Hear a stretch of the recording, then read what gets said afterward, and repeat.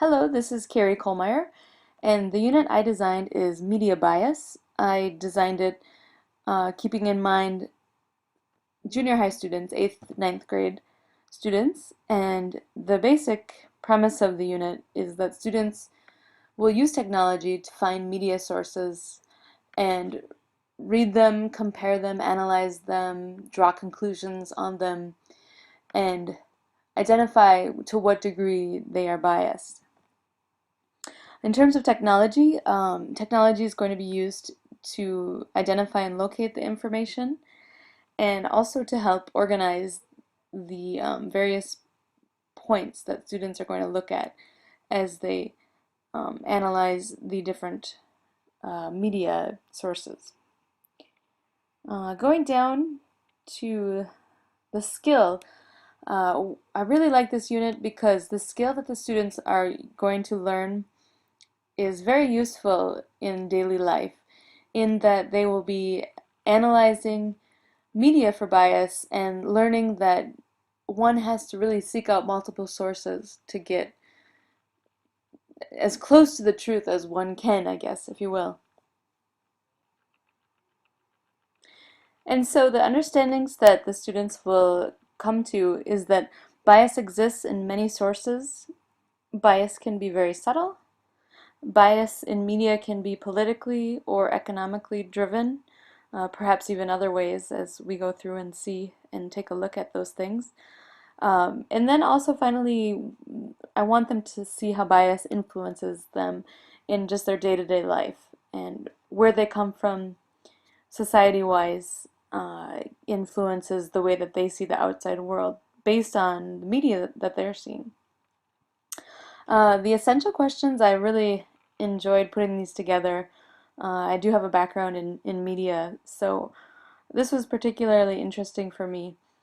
Just to get the students to think about why does bias exist in the media? How does it affect your day-to-day interactions? How does what you watch and read affect how you think and what you believe? What is the purpose of bias in the media? Why should you analyze and question the reliability of media? And should you believe everything you read? So by the end of this unit, I really hope, it's my hope that students will really stop and think when they read the front page of a newspaper. And they won't just read it sort of blindly, but they'll have these things in mind and they'll question, what they're reading and they'll want to compare and they'll think about the biases that exist. So in terms of what students will know at the end of the unit, of course the meaning of bias, for some that is a new term, and so to really have a good understanding of that term is important. Also to think about the fact that some stories do not tell both sides. Many stories do not tell both sides. Sometimes a side isn't told equally, and so that's something important for them to understand. Again, just the acquisition of skills will be basically decomposing media, comparing media, thinking about where the source, who the source of the story is from. On to the evidence, stage 2. The two major performance tasks the students will do. In the first one, they will use the internet to find two news reports one from a left-leaning news agency and one from a right-leaning news agency. And using Prezi, they will make a presentation that compares the two, covering 4 different categories of the 8 that are given to them in the rubric that will follow.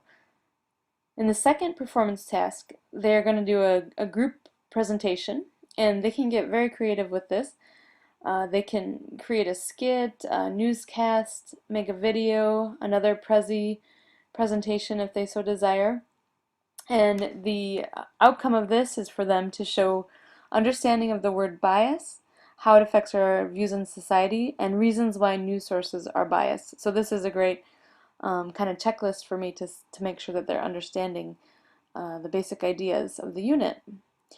Other evidence that they're going to show is reflections in written form, again, of two different news reports from two left and right leaning news sources.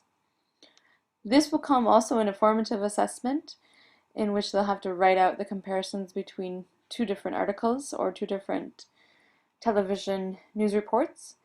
Again, the rubric will follow. And I will also be giving them, depending on the time frame, we have either an oral assessment in which I interview them on questions that will follow, or they will write up a reflection, self-assessing how the learning is going so far. So this is the rubric for the analyzing that they'll be doing with the Prezi presentation, with the formative assessment, and also with the summative assessment, the final assessment at the end of the unit. Basically, they'll be scored 3, 2, or 1, depending on the depth of their writing and the depth of their comparison. These are the different categories the students will either write about or present about.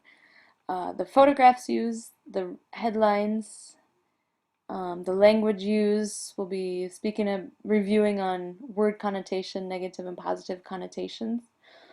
The interviews, discussing whether they're credible or not. Of course, bias being the basis of the unit. Does the article or newscast label people? What's the author's perspective, if that can be told? And then just overall reliability, objectivity, and quality of the article. And that's, the goal of the unit again is just to get to the point where they can draw conclusions based on their analyses.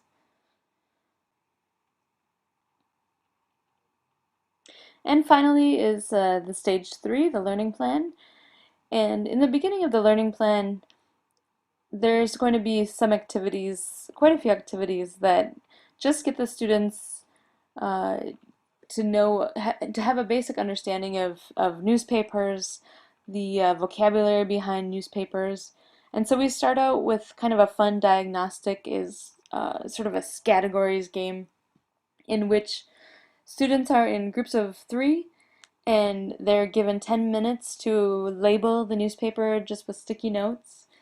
And after the 10 minutes, they stop, put their papers down, and then we go around the room, and if someone, for example, has identified obituary, they found an obituary in the newspaper and they knew the word obituary, so they've labeled it. And if no one else has found that word in their newspaper, then the group that did gets a point. So it's a takeoff from the game's categories. There's, handouts, vocabulary words, creating vocabulary posters. Uh, some great resources I found on the New York Times website. So the students receive a handout from the New York Times. It's a scavenger hunt. And then they use the internet to find today's issue of New York Times. And they go through the newspaper to find the different things that are required from the handout. Again, just a fun way to get familiar with the newspaper, to use the internet to look at a newspaper, which is a common form these days. Various activities, discussions. We get into writing headlines, writing captions, and this is a really fun activity. They go through I give them a PowerPoint presentation of how to write headlines, the style of headlines, and then the students think about a common story that they all know, for example, Little Red Riding Hood. And with their groups, they have to create a headline based on the story and sketch out a picture that they would imagine would be a picture that would capture the story as they've seen in other newspaper stories, and create a caption for it. So that's a really fun activity for them. Students are following newspapers that they've been given. Formative assessment is having them write headlines and captions for stories that I provide them. Then we get into the bias part of the unit once they've got kind of the background on newspapers completed. And that's when it gets really interesting. We're watching clips from YouTube video coverage of Obama's second re-election from the perspective of Fox News and MSNBC News. And there they can really start to see the bias that comes through, and it's pretty eye-opening for students. Some more discussions, think, pair, share. Um, we get into some other topics like gun control. These are issues, hot button issues that can really show them evidence of bias. And finally, at the very end, they are able to take, again, two articles on the same topic, two different sources, and really evaluate and have a clear understanding of the differences between the two, make the conclusions on bias, and really by the end of the unit, based on all of the practice, all of the activities, discussions, feedback, one feedback is going to be in the form of the screencast like this one. Um, by the end of the unit, they're feeling good, they're feeling confident. That's the goal as a teacher, of course. That's the hope that we have. And the rationale for using the technology in this unit, well, it's a beautiful marriage between the two, given that the media is heavy, heavy, heavy on technology. Students can locate so many different newspapers from around the globe that are online and come up with, these Prezi presentations or make their own newscasts using technology. So this works really well with the unit. So I hope you've enjoyed, and I look forward to seeing others' presentations. Thank you.